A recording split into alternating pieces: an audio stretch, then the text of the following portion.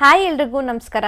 ಶ್ರಾವಣ ಮಾಸದಲ್ಲಿ ಹಬ್ಬಗಳ ಮೇಲೆ ಹಬ್ಬಗಳು ಬಂತು. ಹೊಸ ಬಟ್ಟೆ, ಹೊಸ ಒಡವೆ, ನಮ್ಮ ಸಂಭ್ರಮಕ್ಕೆ ಮಿತಿನೇ ಇರಲಿಲ್ಲ. ಇನ್ನು ಶ್ರಾವಣ ಮಾಸ ಮುಗೀತು, ಭಾದ್ರಪದ ಮಾಸ ಶುರುವಾಯಿತು. ಹಾಗೆ ಹಿಂದೆನೇ ಪಿತೃಪಕ್ಷ ಕೂಡ ಬಂತು.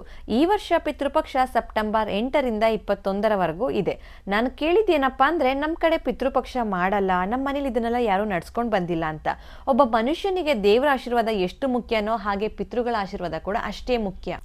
ಇವತ್ತು ನಾವೇನು ಕಷ್ಟ ಅನುಭವಿಸ್ತಿದ್ದೀವೋ ಅದಕ್ಕೆಲ್ಲನೂ ಕಾರಣ ನಮ್ಮ ಪಿತೃಗಳು ಅತೃಪ್ತರಾಗಿರೋದು.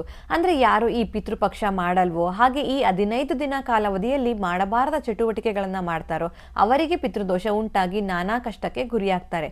ಮನೆಯಲ್ಲಿ ನೆಮ್ಮದಿ ಇರಲ್ಲ, ದುಡ್ದಿದ್ದ ದುಡ್ಡು 1 ರೂಪಾಯಿ ಕೂಡ ಕೈನಲ್ಲಿ ನಿಲ್ಲಲ್ಲ, ಮಕ್ಕಳು ಸರಿಯಾದ ದಾರಿಲಿ ನಡೆಯಲ್ಲ. ಹೀಗೆ ಒಂದಾ ಎರಡ ಇದಕ್ಕೆಲ್ಲ ಪರಿಹಾರ ಪೂಜೆ ಅಂತ ಮಾಡೋಕೆ ತುಂಬ ಓಡಾಡ್ತೀವಿ, ಬಟ್ ಮಾಡೋವಂತಹ ಕಾರ್ಯನೇ ಮರ್ತಿರ್ತೀವಿ. ಸೊ ಮನೆಯಲ್ಲಿ ಯಾರೂ ನಡೆಸಿಲ್ಲ ಅಂದರೂ ಪರವಾಗಿಲ್ಲ, ಹೊಸದಾಗಿ ಪಿತೃಪಕ್ಷವನ್ನು ಮಾಡ್ಬೋದು, ಯಾವುದೇ ರೀತಿ ತೊಂದರೆ ಆಗಲ್ಲ. ಹಾಗೆ ಪಿತೃಪಕ್ಷದ ಈ 15 ದಿನದ ಕಾಲಾವಧಿಯಲ್ಲಿ ಯಾವೆಲ್ಲ ಚಟುವಟಿಕೆಗಳನ್ನು ಮಾಡೋದ್ರಿಂದ ನಮಗೆ ಬಡತನ ಎದುರಾಗುತ್ತೆ, ಹಾಗೆ ಯಾಕೆ ನಾವು ಅದನ್ನು ಮಾಡಬಾರ್ದು ಅಂತ ರಮ್ಯಾ ಇನ್ಫೋ ಹಬ್ ಯೂಟ್ಯೂಬ್ ಚಾನಲ್ನಲ್ಲಿ ಅಪ್ಲೋಡ್ ಮಾಡಿದ್ದೀನಿ. ಇದರ ಲಿಂಕ್ ನನ್ನ ಬಯೋದಲ್ಲಿ ಇದೆ, ಫ್ರೀ ಇದ್ದರೆ ಒಂದ್ಸಲ ಚೆಕ್ ಮಾಡಿ. ಇನ್ನು ತುಂಬ ಜನಕ್ಕೆ ಕನ್ಫ್ಯೂಷನ್ ಇದೆ, ಪಿತೃಪಕ್ಷನ ಮನೆ ಹಿರಿಮಗ ಮಾಡಬೇಕಾ ಅಥವಾ ಮನೆ ಕಿರಿಮಗ ಮಾಡಬೇಕಂತ. ಇದನ್ನ ನೆಕ್ಸ್ಟ್ ವಿಡಿಯೋದಲ್ಲಿ ತಿಳಿಸ್ಕೊಡ್ತೀನಿ. ಎಲ್ರಿಗೂ ಒಳ್ಳೆಯದಾಗಲಿ. ನಮಸ್ಕಾರ.